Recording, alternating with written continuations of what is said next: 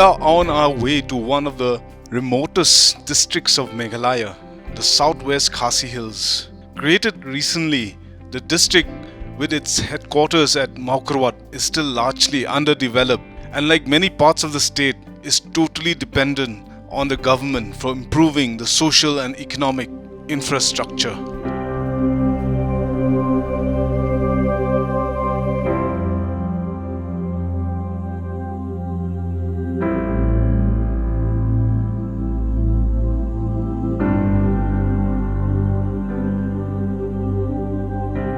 We are on the national highway that connects Nongstoin in West Khasi Hills and Tura, the district headquarters of West Garo Hills. The road is one of the best in the state and makes for an enjoyable ride all the way to Lat Maureng, where we take a left and head towards Maungap and Mauflang.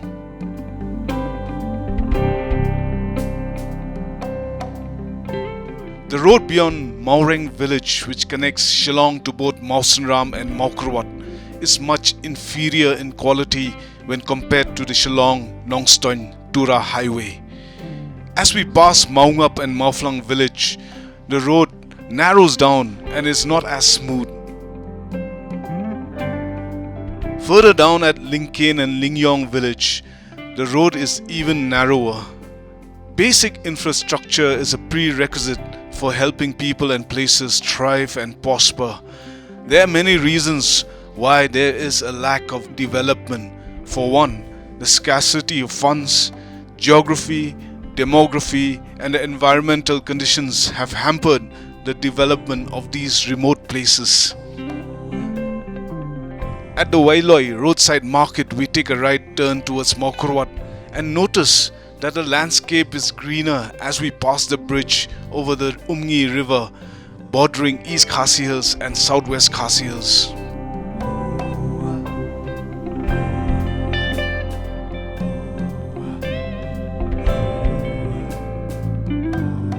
Before reaching Maukarwat, we take a left towards Rangmau village, some 4.8 kilometers away from Maukarwat. As we move further inside into the countryside, the roads become bumpier with lesser habitations and people, except for an occasional herd of goats crossing the road. So far, so good. And then the road gets rougher as the repair work is on.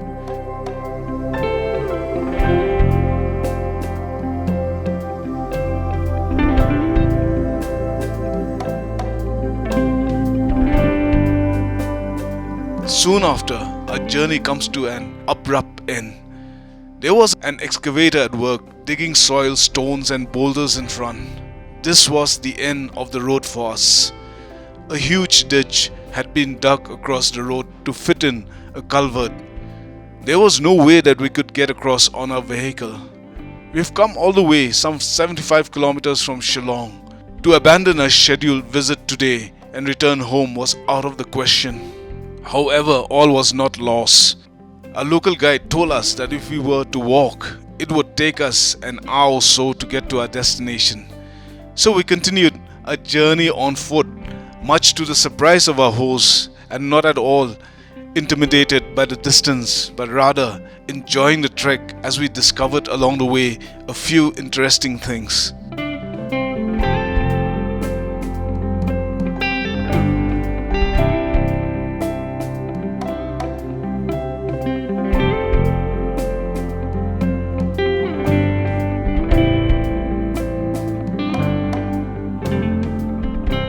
The walk was a moderate one as we took several shortcuts along the way through grassy hillocks and shrub forests. Our destination was at the end of the road and sat on the edge of a plateau. Phlangkynshi village was no easy place to visit, considering the condition of the road and its remoteness.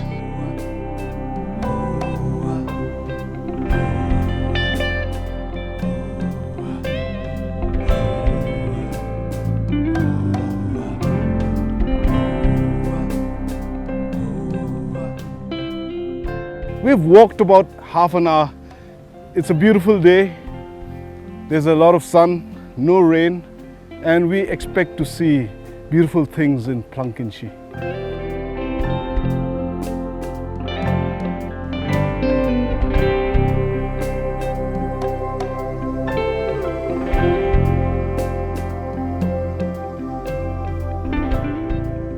We trudged across the goat trail and after some time reached a place called Phlangkynshi. This was cattle country and there were a number of cows and goats sheds scattered on the grassy flat land. But Phlangkynshi was better known for its underground world of a network of passages and caves. So we are on our way to one of the caves near Phlangkynshi. This cave is called Krem Phlangkynshi. Krem in Khasi means cave, and Phlangkynshi is the area around here. It has been quite some time since they discovered this cave, and these steps, this pavement has been constructed by the Block Development Office of Mokrwat with the intention to attract more visitors here. But by the looks of it, there's been very few visitors coming here because this moss has been, you can see the moss on the footpath. It just shows that not too many people have been walking this pavement to come here. The footpath led us to a rock shelter. It was more of a shallow and modest crepuscular cave formed by the erosion and weathering of the lower and softer stratum or portion of the sandstone cliff. The locals have a name for this kind of rock formation. They call it Mausenrang, and apparently there are many such rock shelter formations in and around Phlangkynshi. So we're inside this natural cave in the sense that you can see the roof of the cave has these pebbles which have been smoothened by the action of water. This was probably a million years ago under a river system or under the sea, because these kind of pebbles can be found only in the rivers. As we move in, we see these formations, these stone formations, which are quite a regular feature in limestone caves, kind of stalactites and stalagmites. And it's a very interesting looking cave. The main cause of these rock shelters has to be the weathering and erosion caused by the extreme rainfall as much as Mausenram that this area receives during the monsoons.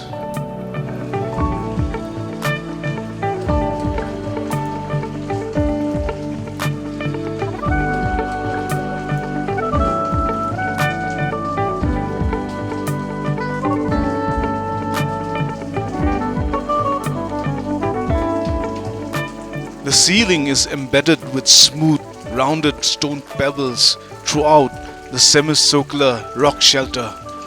Interestingly, these stone pebbles occur throughout the areas of southwest Khasi Hills, and one can see them by the side of the road from Tirsat and Wailoi all along the way to Mausenram, Mokrwat and beyond.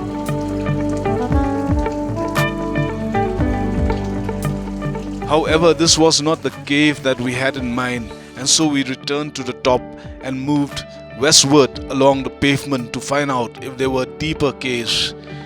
It was the right decision as we discovered the other cave some distance away.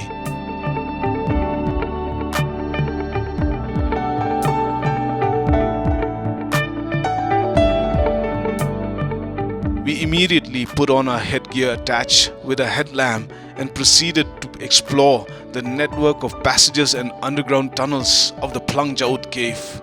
At the moment, we've come to this place where this is the entrance to a deeper portion of this Phlangkynshi cave, and come with me as we go along and explore and see what's inside.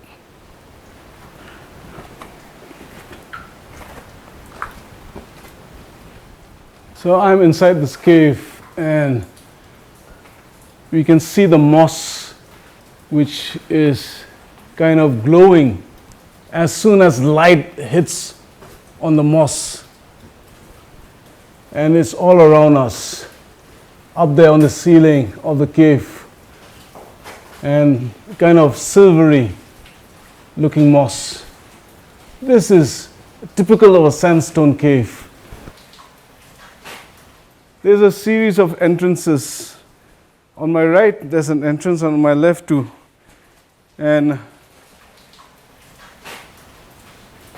you can see these hollows where this is because of the action of water. And one point of time probably there was lots of water in this. And water has made this, has carved this cave into what it is today.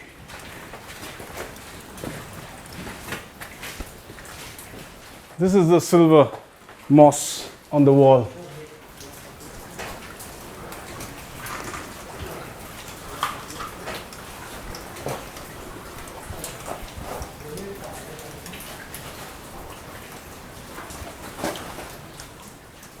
And it opens up gradually.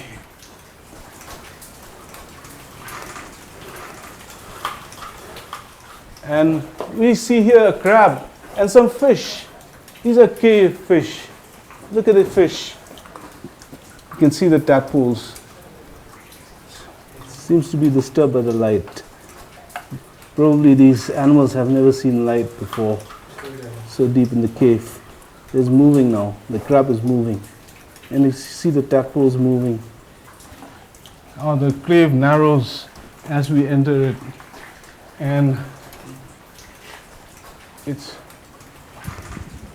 there are a lot of water here. And this is a sanctuary for tadpoles. Huge number of tadpoles.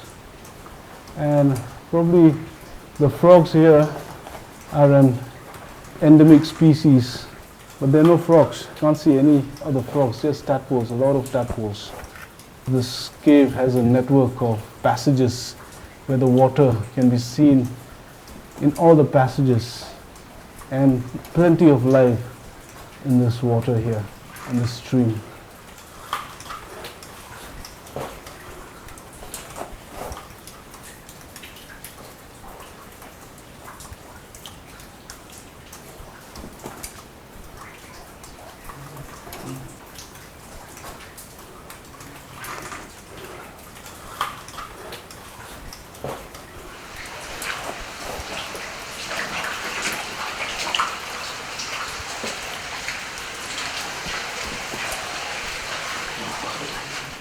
I just came from that passage to this passage, and this opens up into a chamber.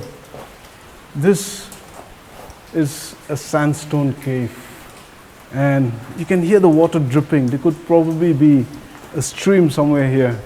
I can hear the water moving, and you can see the droppings of the bats and the moss, the silver moss. This opens up into a hollowed out chamber. This is what is unique about caves. Every corner, every passage is different. This makes it more interesting.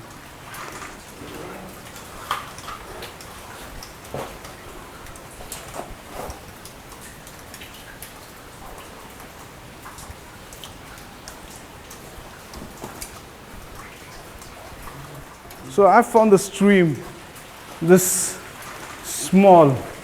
And oh, there's a waterfall, a small waterfall that has come from that other passage. And this is where the gurgling sound of the stream comes from. It's a really beautiful sight. And this is teeming with life. This small stream is teeming with life. Lots of tadpoles. As you can see that those tadpoles, and a number of bats which are hiding right now. They are glistening silken strands hanging from the ceiling like necklaces inside Phlangkynshi cave.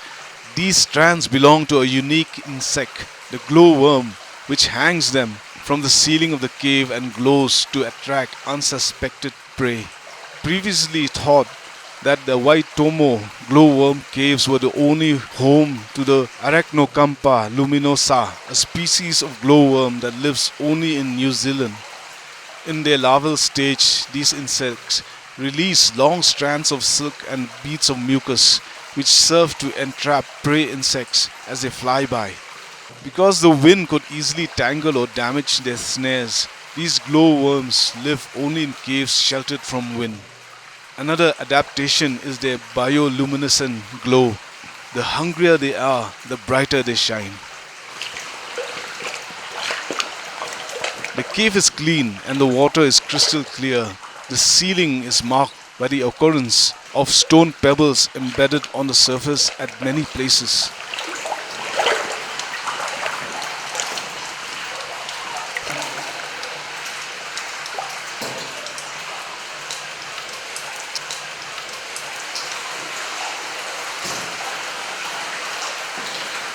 The drops of water trickle down the cracks and corners of the porous rock, keeping the cave moist and wet.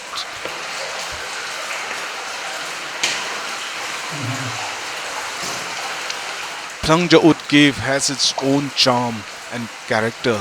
It was a totally unexpected and different experience for us.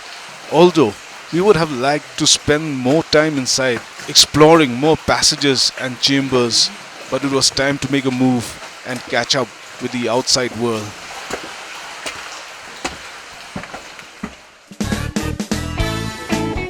The journey continues along the trail. We pass through a few dwellings along the way, huts made from corrugated tin sheets.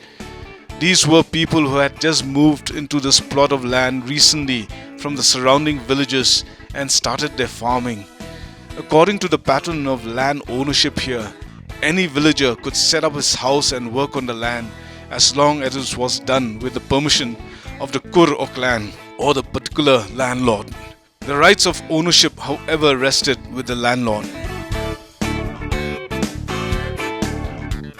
We are almost there at Phlangkynshi, the village which we intend to visit. But Phlangkynshi is also a collective name for 6 villages. To my east is Phlang Mau Tang Diar. Behind me, below, is Mauxiar, and on top is Dom Tân Rong. So these are some of the villages which we have to pass through to get to Phlangkynshi East and Phlangkynshi West. The landscape as we drew closer to our destination was marked by a series of plateau-like hills that were separated from one another. While the top of the plateau were grassy flatland, the Kacha roads intersected the village of Phlangkynshi and connected them. A much better perspective of the layout of the land was from above. It was an awesome sight. As we stepped into the school compound of the lower primary school at Mauxiar, one can get a sense of the underdevelopment. The school, which was sponsored by the Presbyterian Church, offered free education. It is well known that in most remote villages of the state, due to hardship and impoverishment, the children would not have been sent to school if fees were charged. So we are in one of the schools here in Phlangkynshi, and we'll talk to the teacher here about the general well-being of the children as well as the education here in this village. The Miss Hakabai bat ka puli puthi phi gumno ki heb baret hangne na yeng ki pinslur ne amon one school. Wat mentati kila pinslur bahak mi ki paru. Menta kem don su ki ba pep school ki ba kem one school ki la one lut bara. Ki jaka jengi sane ni dang duna sibun ka yok ka kot. Tingim ju yok lat ru ban thit ki kot ki sela. Te kalong ka bajin jar hi namar hoat ke sarkar kali arab hi katu kat ni ki kot ndai dang ban dai yo lut 4 yo lut hadu taru. Ndai la su haban pha ek mi ki pa ban kinela sitam ban penbiang ek ki kot ki sela. Aku jumpa jumpi nak ini baru kita don pi kerman begini begini dang be tak jumpuli. Kerman ya katate. Amar ki don ki kena ki ba minot ba ki ba. Labun terang ba. Puli sabar. Labun ba. Labun ki bala treh kamru ki labun. Gedon ki kerman. Ki don jubun. So this is an example of the kind of backwardness that our villages in remote areas in Khasi Hills have come to face with. There is a shortage of books, and these children have to make do with whatever they get. And this is one of the reasons that most of them are not encouraged to go for any further studies or to study outside. One is the poverty, and the other is the lack of facilities for schools like this in remote villages in Meghalaya.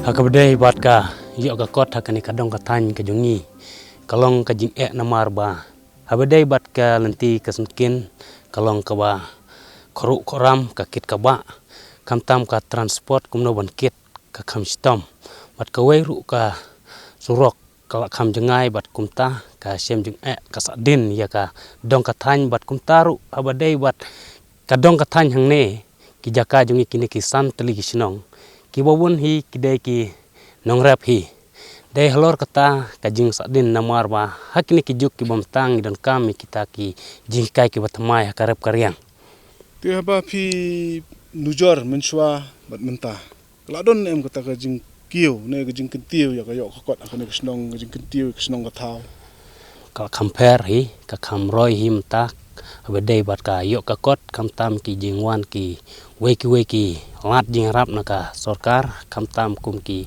NREGS bat ki weki departemen bat nakaliang ka departemen ka bat pece ka rep karyang ru kumta ka sedang ban ajing rap ka sedang ban kham kentiu bat kamtam ru ya ka kot ka khia ka don ka subcenter hangne ka subcenter hangne ndrei menta ngi iba kam dalong purak ban ai kilat jing sumar te kibobun hi ngi hap lek bech hamukruat. The villagers in Phlangkynshi were all farmers. The main source of livelihood was cultivation of broom grass, oranges, wild pepper and other crops. Besides the rearing of animals, beekeeping was also widely practiced.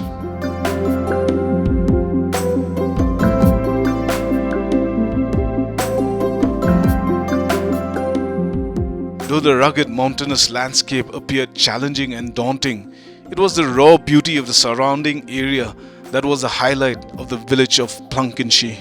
Kibabun ki jingdawa kabayadai hakarep karyang ki lenti kisinkin banlesya karep karyang taki bayadai bat khamtam haka ri jingri kebagongsan kalong ban kerpat di kaskar lakum nakumno ban pejlem na kabentaki kibiadai na kabentaki skim na khamtam na kabentaka rep karyang kijing thung kijing tap ke koi ke khya ka umbam umdi ru ka badon kam namar ka umbam umdi kalong ka baduna hangne bat ka nabenta ka koi ke khya ru ka duna palat hakano kadur te ki bapon ki jingpang ki jing stom hap kit nang ne samukruat katno ka jing kta hakalek kawan ti ka bam bre ukhau ru hap kit namukruat nadu kitar hap thit namukruat te babon ki jing te ga surok ru kadang khoru khoram ki kali ru kiduna banwan sene sa senang jungi.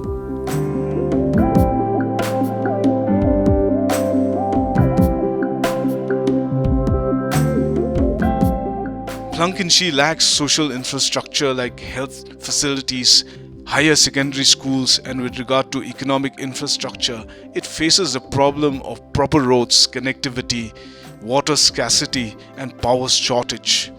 One of the biggest problems, according to the residents, is the difficulty of carrying the crops from the fields in the valleys below during the harvest season. It would ease the load carried by the farmers if there were more facilities like motorable roads or technology that could help the farmers in increasing the yield and in timely transportation of the produce from the fields to the markets. Kat ko kajing ijong nga kajing sadum shani khamtam hakali ka puli kadang de se kawai kajing ka de namta kalenti kasenkin ka ba penlong ka daw ba tenrai yang ata pada sing i menta ba lanang kumbakala nang yat kene kam taban tre ki surok le se kala nang kam yarap pat ka weiru ka jingduna kam tama ka imlang satlang ka weiru ka de na marba hakaling ka puli dang ne hang ne pus dang I kadang duna pha Pitharai ba kajing kio haka pule dangle kanwara kajing kala hakini kisnong. oh ngadon ji kerman kamata lada ka kiu ka jing puli dang ne kemot ka jing kadon ka jing kala kam tama ki samla kamata.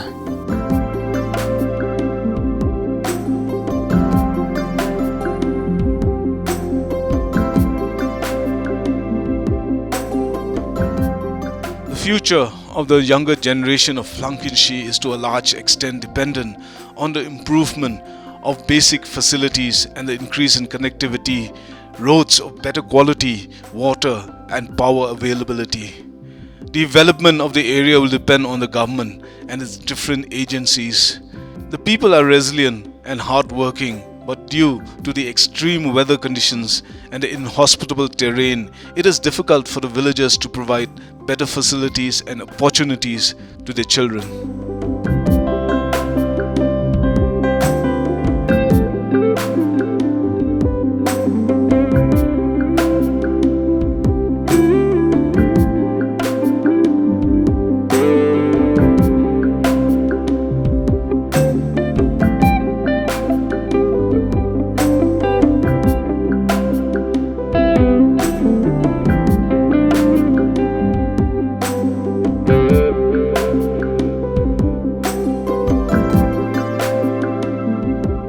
It will take some time for Phlangkynshi to improve its status in terms of all-round development, but in the short term, tourism can be a means to bring about a change in the livelihood and infrastructure of the village. The natural beauty, trekking routes and caves are some of the assets that could be converted to tourism opportunities in Phlangkynshi.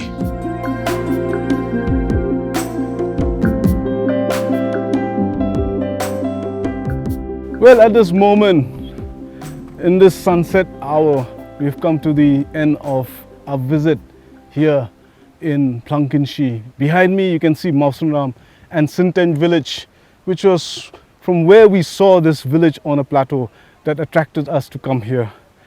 But after the interactions with the villagers, the backwardness of this area is appalling, and it is only the government, the trust from the government, that can lift the economy of this place.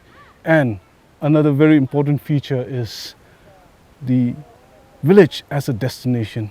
They have lots to offer, caves and trekking trails, which can really bring about a change in Phlangkynshi village.